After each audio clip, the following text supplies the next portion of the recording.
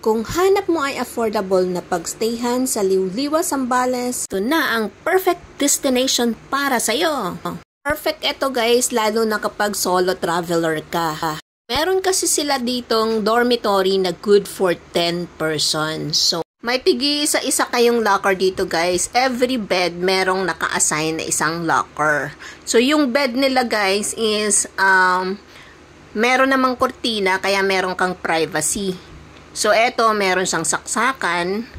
And, ayan guys, yung bed. And, meron ka ring sariling fan, electric fan kapag ka nainitan ka.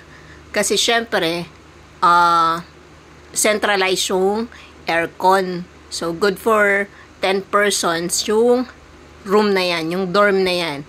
Tapos, meron siyang free breakfast na kasama guys. Ayan, yung free breakfast, pandesal, and kape. Ipapakita naman natin guys yung common CR.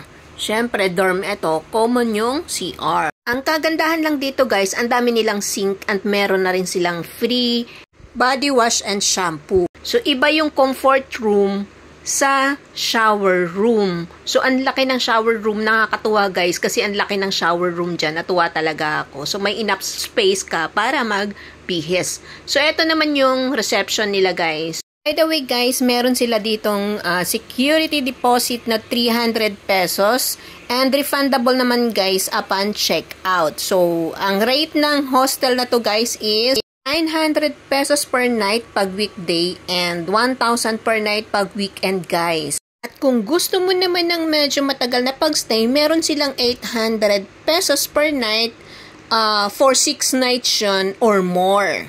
Tigit sa lahat guys, hindi ka magwo-worry lalo na kung magwo-work ka habang nasa vacation ka kasi may free wifi sila dito guys. Kaya kung kailangan mo ng mahaba-habang bakasyon guys, perfect etong location na to guys. Thank you so much guys. Bye!